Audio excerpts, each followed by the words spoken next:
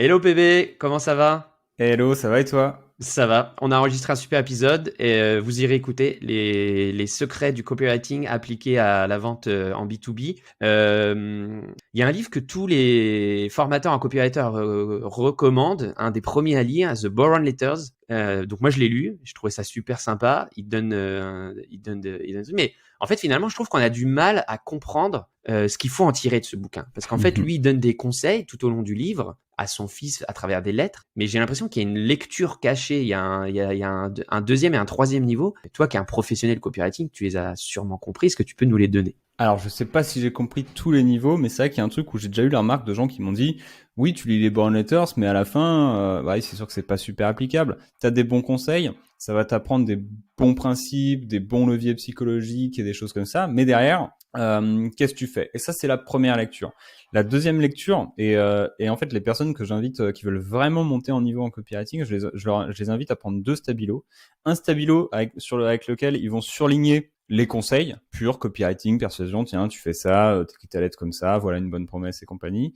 Et un stabilo qui est beaucoup plus dur à jauger quelque part, mais en gros, la deuxième lecture, au lieu de regarder le contenu, ce que j'invite les gens à faire, c'est regarder le contenant. Comment sont faites les phrases? Comment est faite chaque lettre, en fait? T'étudies vraiment la structure de la lettre, t'étudies la structure de chaque paragraphe et t'étudies la structure de chaque phrase. Et là, tu sais comment faire de la vraie bonne copie. Parce Ok. que regardez comment il écrit, c'est là que la vraie valeur se trouve dans les Born Letters. Et est-ce que c'est applicable la façon dont il s'adresse quand toi tu fais de l'email marketing, de commencer par un petit paragraphe? Parce qu'en fait lui il écrit à son fils évidemment, mais j'ai l'impression qu'il écrit aussi un peu comme à un client, et il parle au client comme à son fils. En fait il y a un peu cette histoire-là. Est-ce que toi dans les écritures d'email, c'est une structure qu'on peut reproduire en s'adressant à la personne vraiment? Bon bah tiens, ce matin je suis allé chez Decathlon, j'ai acheté une paire de godasses, j'aime bien le sport. Est-ce que toi t'aimes bien le sport? Ah, au fait, je voulais te parler de ça. C'est des choses qu'on peut répliquer en email marketing, ça fonctionne?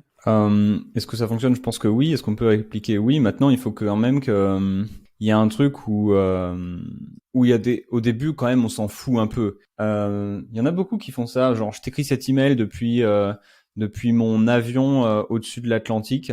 Et pourquoi pas? Mais moi, j'ai plus le sentiment qu'on s'en fout et on peut commencer directement dans le vif du sujet. D'accord. Sauf si ça sert le sujet derrière. Je t'écris cet email depuis le truc dans l'Atlantique et ça me fait penser à cette idée, voilà l'idée. Mais pourquoi on ne commence pas directement par voilà l'idée en fait? Allons vite, quoi. Allons à C'est ça, l'essentiel. Ouais, ok. exactement, ouais. Enlevons le superflu, enlevons le gras C'est pour avoir ça, une lettre comme un summer body. exactement. Tablette de chocolat. Dernière question que j'ai pas pensé à te poser dans le podcast, donc vous l'avez en exclusivité dans cette vidéo. Quand on écrit en copywriting, c'est quoi pourquoi on utilise le gras, pourquoi on utilise l'italique et pourquoi on utilise la parenthèse? Alors, waouh, putain, ouf, gros sujet.